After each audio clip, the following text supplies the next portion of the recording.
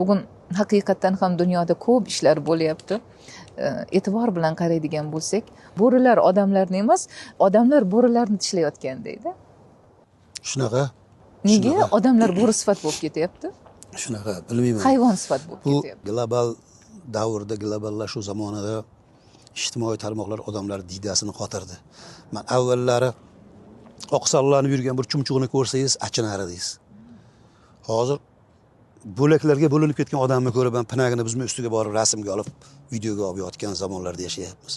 Odamlar diydasini qotirib yubordi bu. Ijtimoiy tarmoqlar zo'r.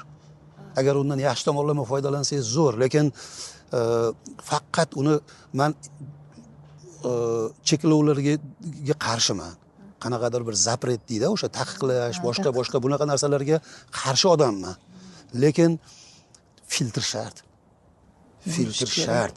Mana agar jigarimiz yo'q bo'lsin, shu qonimizni tozalab, yuragimizni stabil, chiroyli ishlab turishida juda katta xizmati bor jigar. Uni bilmaymiz. Yurakni kuch beraveramiz yurakka, aslida jigarga parvarish qilsangiz, jigarni parvarish qilsangiz, yurak o'zidan o'zi chiroyli, qon aylanishlar hammasi joyida bo'laveradi.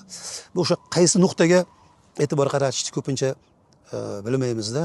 Shuning uchun ijtimoiy tarmoqlarga ham o'sha ularga ham bitta jigar kerak, ya'ni filtr kerak.